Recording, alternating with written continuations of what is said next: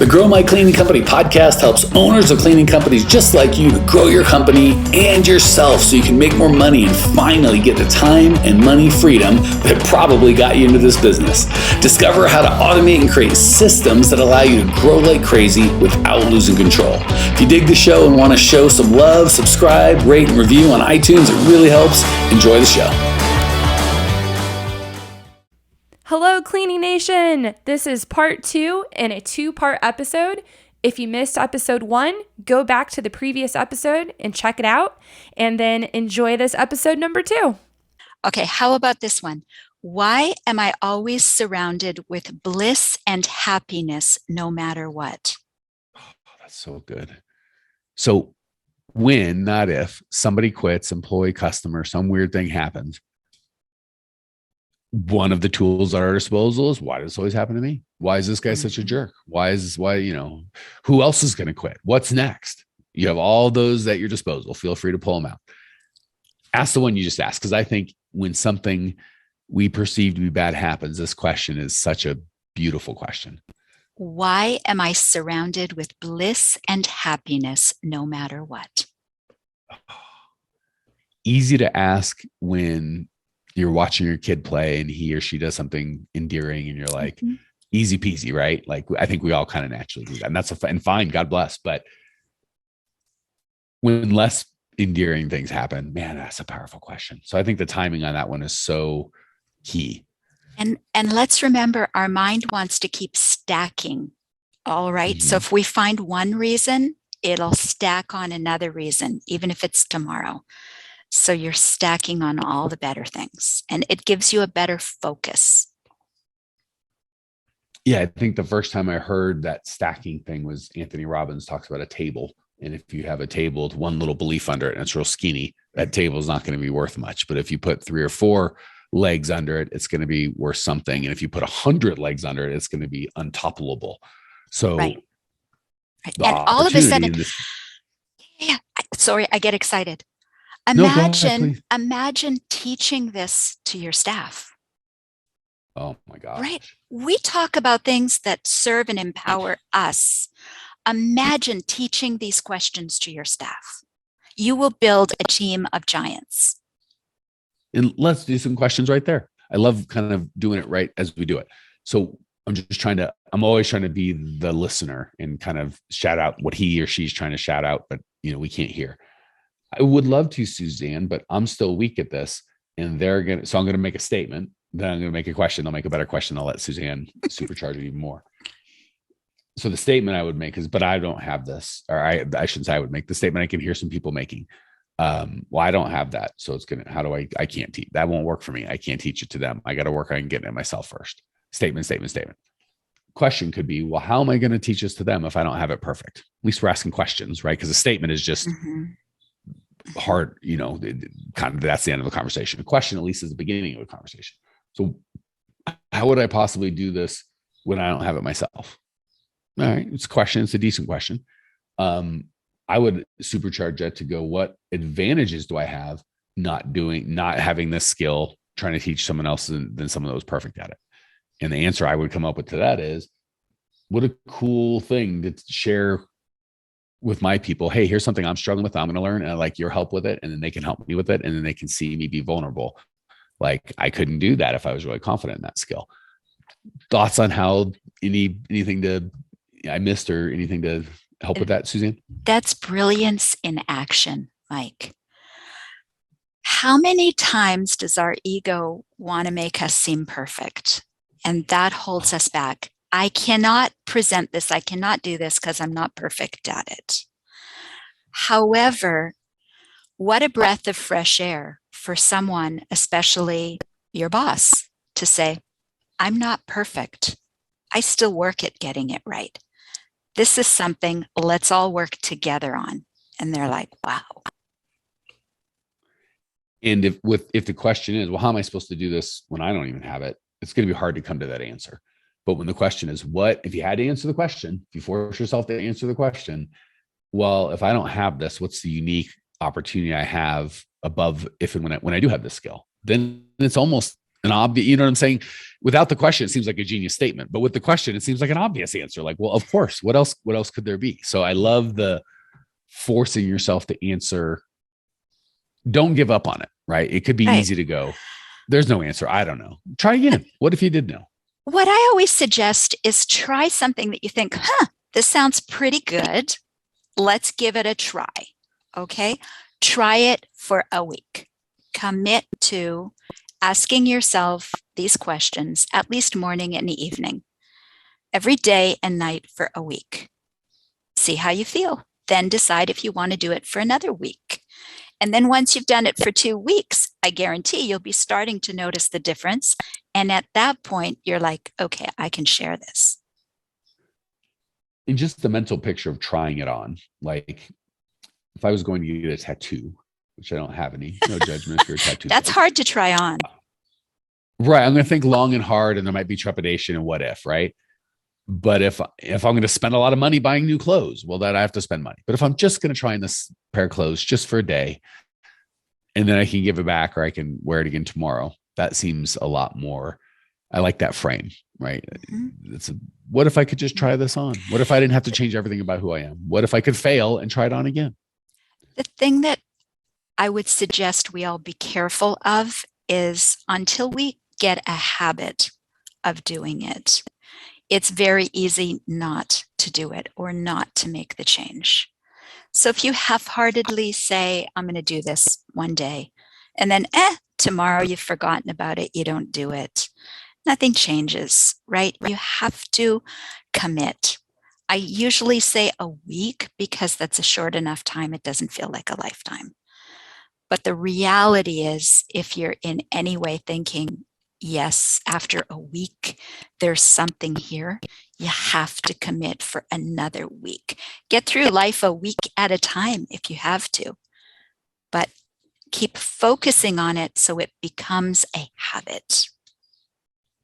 Yeah. And I like breaking into smaller chunks because, again, that's trying it on. If you have to try on this clothes or tattoo for a year, like I'd get a henna tattoo in a second because they last, I don't know, a week. Right. I don't know what they last, but whatever, put a whole spider on my back. And for a week, it'd be fun. That's not who I am. It's not what I want to carry around for life. But if you have to make me a decision to make it for life, I'm going to make it no. But if it's a week, who knows? So I think that the shorter the time frame, the higher the commitment should be in that, right? Like, well, if I'm only going to do it for a week or 5 days or just Monday through Friday, whatever, well, I'm going to at least go all in. I'm going to at least turn the intensity way up, because obviously if I did it for a year, maybe I don't need as high of an intensity to get results. But if I do it for a week, I got to go all in. I'm not going to get any results. So I like that. Give yourself the out of, hey, this isn't forever. I'm just going to try it. But if I'm going to try it, let's try it. And if I'm not going to try it, let's not. All right. So hit me with the next questions, because these are just so powerful. Next one. Why am I always surrounded with love and amazing people whom I am deeply connected to? Why am I always surrounded by love and amazing people whom I am deeply connected to? You know, I'm trying to think of business stuff that could wobble me. I get sued, or a key person quit, or maybe a key person quit and, starts talking crap about me. That's all just feels awful and gross. But if I respond with, why am I surrounded with people? Because who I connect with and I love, and I have this emotional connection, it just takes all the sting out, right? Because it's hard to respond to that with anything other than something that feels amazing. May I ask, Suzanne, when you do this, or maybe I should ask when you started, because that's probably more appropriate for the people. How long did this take you per day? Like because you said once in the morning, once in the afternoon. Is this it takes like a minute. 5-minute thing? It takes like a minute. Christmas. So just like we were talking about with intensity, if you're only gonna do it for a minute, for crying out loud, go all in, like ask these really thoughtfully and passionately. Even if you're not taking the time to answer the question, when you ask the question, your mind is going, ooh, this must be me. Yeah. Right? And I'm such a verbal guy. I think I would try asking, if you only have to do it twice a day, morning and night, you can be alone. I would ask these out loud. I just hearing, even if you recorded it and played it for yourself. Like if I just had it on paper, I don't think it'd be as impactful as me hearing you say it, Suzanne. And of course, when it's my words, then I really trust them. So if I said it out loud. Exactly. And even if it took 2 or 3 minutes, I think rolling around in these for a little while each would feel phenomenal. Like It does. So If you just can so I'm allow clear, yourself a little more time to roll in them, absolutely. and a little more time, like 5 minutes. This isn't like, so just to be clear, if it only takes a minute and there's 5 of these, it seems like you're literally just asking them and not really giving a ton of time to reflect. Am I hearing you right? You can do it that way. Yes, that's often how I do it. I just say them, and just saying them is kind of like, all you have to go is, yeah, that's right. Right? Yeah, that's right. It's crazy because questions are so powerful. I'm like, but I can't not answer them. Like, again, us crazy, insane people are like, wait, the question was asked, I have to answer it. So I love that. I don't want to say you're giving permission, but if I just read these with emphasis and emotion and really don't even answer them, just sit on it for a second or two and then ask the next one, and the next one, that can give value. God forbid I spend 5 minutes really thinking through the answers to all of these. You're going to love the next one. You're going to love the next question. You ready? Talk to me. Why am I so good at making, keeping, and multiplying money? Well, again, if it depends on, I believe it or not, as much as I like money, I like the one before that because relationships are really key for me. But since money is a part of what we want, that's all right. So I don't want to be a naysayer, but I want to make sure I speak to the people that are out there and how they're feeling. Because I know you guys and I love you guys and I've been you guys. People are broke. I can't pay rent. I'm half homeless. I am not there now. How do I ask that question with integrity and not fake it till I make it and just pretend when that's not my reality currently? How about saying this is obviously going to become my reality? Okay. So just when I start making those statements of, but I'm clearly not. Because again, I don't ever want to just be like, ignore facts. I like bending reality, but that doesn't mean we can just pretend they don't exist. So if I'm behind on my bills, whatever that looks like for me, and for just, normal me just goes, well, but I'm not. So I haven't demonstrated that ability right now to be so good at multiplying money. So new story, right? You say, I'm creating a new story. And now my story is, why am I so good at making, keeping, and multiplying money? This is obviously going to be happening. So I hate to mess with the formula, but I'm asking to get stuff. Because I don't want to ever just ask questions and I'm like, this is bullcrap. Because again, if we can't really play, I don't want to play, right? If it's a fake game and when it's not a real score, I don't want to play. Okay. So, and I'm not saying that's the case. I'm just trying to I've been there. I've been there. So would this weaken or strengthen the question if that is my situation where I'm not paying bills? Oh, I've got one. I've got one. Why do I always find ways now? That's it. Even if I haven't found ways before. And I could ask, the question I was going to ask is, why today am I going to start finding and multiplying money that I haven't done yesterday? Is that to me like trying to suck the joy and life out of this thing? Because I'm not trying to. Ooh, that's like an arrow, right? Why today? It's like a what you cut out. That's very analytical. Well, again, I know that's some percentage of. It's great. It makes for a great discussion. And that's because you're creating a new story, right? We can drag all the past junk that has never worked for us. That's all our past stories of lack and unsuccess. And we can drag that around, or we can choose to make today a new day. Yeah, I'm going to find ways. Is it slow at first? Yes. I'm going to find ways. Yeah. And there are, and I think I'm trying to get over my analytics. If it's just me, I'll definitely shut up. But if I'm representing a chunk of the audience out there, I want to make sure they get their voice heard. So I guess the two options would be just to kind of be like, I'm telling myself a new story. I know that's not been my story in the past, but I haven't asked these questions in the past. So that could be part of it. That could be part of it. But the other thing I could ask, there's a dozen corollary questions that would be helpful for analyticals. Like, how many people have been my age and been broke and then become millionaires? And that's going to be many, right? There's a lot of people that have, or how many people have made a radical change in their financial situation by making a radical change in their behavior. And what radical change am I making? Well, crap, I'm asking these questions right now.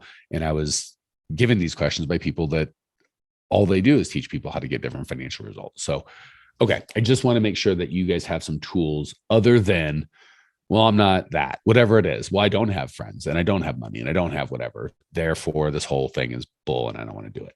And it's like, yes, based on the behaviors that you've been doing up until now, you've gotten the results that you've gotten. So 1,000% agree, Mr. Analytical. If you keep acting and thinking and asking the same questions you've been asking, yes, you will absolutely do that. But by definition, you're doing this and you're going to have to get different results. So, all right, just trying to scratch my own itch and make sure I'm giving people tools because it's so powerful. I don't want to easy out where people just go, it won't work.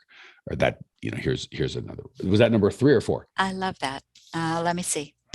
That was number 4, and I've got 3 more. So before we run out of time, let me say all 3, and then we can continue to discuss. Next one. You know me too well, Suzanne. She's like, you're going to keep talking. We're going to run out of time. So zip it. I got 3 rapid fire. Go for it. Why does the universe always have my back? Oh, that's so powerful and global. Okay. Next one. Why do my dreams and goals come to me with such ease and speed? And the last one I want to share, I think this is kind of mine because I learned these from Vision a while ago. And this changed my life. Why do I always get paid huge amounts of money just for being me and doing the things I love? I think my favorite part about these, Suzanne, is they're all global questions. And when you look at cults or religions or paradigm shifts or movements in any way, they always start with a global belief. There's a heaven or there's a hell or not. There's right or wrong or not. There's a God in the world or I am a God in the world or whatever. These are all global beliefs. And we get bad global beliefs. We can start making all the decisions that cascade from them are bad. But if we get powerful global beliefs, all the decisions downstream have to cascade for that. So these questions that you just asked, if I'm about ready to have a good day, I think it's gonna make it better, frankly, and just enjoy it more. But if I'm gonna have a day that's got some challenges, I feel like this is like putting on a suit of armor at the beginning of the day, like just getting my global belief, because these are such big global questions. It helps put into perspective whoever quit today or whatever employee yelled at you or your customer, whoever stole something or whatever. We all know in 10 years, you're not even going to be able to recall the situation, the name, none of it. Right. But we assign all this value. And I think these global questions kind of help put things in perspective of what's real and what's going to be true for a long time. And it helps put these little things that come and go in perspective. That's my favorite thing. Suzanne, I'm going to let you close all this out with any thoughts you have because you're a genius. Actually, Mike, I just wanted to reinforce what you just said. It's so important to have that thought that what's happening right now is such a little thing. Really, in the grand scheme of life, my life is so fantastic. Boom. Mm-hmm. Right? You took the little and you made it. What seemed so important, you made it not so important. And not in a way that, again, that we talked about earlier, you bury it, it's just going to get bigger and bigger. We're not burying it. We're just refocusing on bigger, more important truths. So, and I will tell you, we talked about earlier, I think a good part of my success, certainly in the way I've experienced my business, which is generally very good, is because of the questions I ask. I said this before, as I see people grow, myself included, but the people I coach, what knocks them off kilter, makes them wobble, gets bigger. So when you're a little business with a dozen clients or so, or whatever, and you're just small, one bad review can take you down for a week. When you start doing $1 million, you won't even notice that. When you start doing $10 million, you won't even be aware of it because you've got a team handling it. So the thing that makes you wobble has to increase if you're going to increase, if you want to, because really bigger businesses, bigger revenue, bigger opportunity, bigger impact means bigger problems that you have to solve. So if you're going to get swallowed up or knocked off course by a smaller problem, or what, has to be a smaller problem to a guy running a $10 million business, I think those questions, if I'm like, oh my gosh, I got a bad review, or somebody this, or somebody quit, or blah, blah, blah, what's going to happen? Why don't I, blah, blah, blah, blah, blah, blah. That can take us down as long as we continue living in those questions, I guess. But if we've already prepared with those questions, the powerful global questions in the morning, and we're going to do them at night, and I would whip those out right now, right? I get a bad piece of news, I'm like, boom, I'm probably going to have those with me and just go to the bathroom if I need to read them out loud. You all do it in your head if you need. I need to verbalize. Even if I whisper it to myself. So powerful. All right. Anything to add before we wrap it? Go back through, write them down, commit to doing them for at least a week. Watch your life change, because it's not about doing more. It's about thinking differently.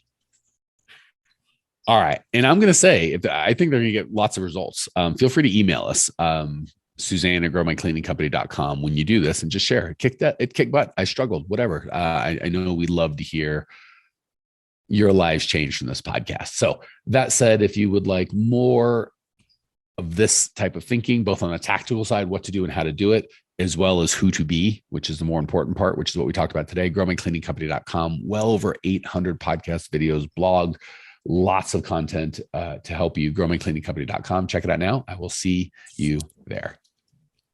Bye. Well, here we are at the end of the podcast, and you made it. Great job. I've got a little bonus for you for sticking through with me. But like I mentioned before, if you got value out of this podcast and you want to show a little love, subscribe, rate, and review on iTunes, Spotify, wherever the heck you're listening to this thing. Share with a friend. Share the love. And as a special thank you for those of you that stuck with me to the end, how about I give you my personal phone number so we can text? It's a great way for me to get to know you, your business, your goals personally. So shoot me a text now, 602-932-6431. 602-932-6431. I am the only one who responds to these texts, and I will personally respond to everyone I possibly can, as long as this number is manned. Don't know how long we're going to keep this at the end of the podcast, so grab it now. 602-932-6431. Give me a text. Say hey. Can't wait to meet you.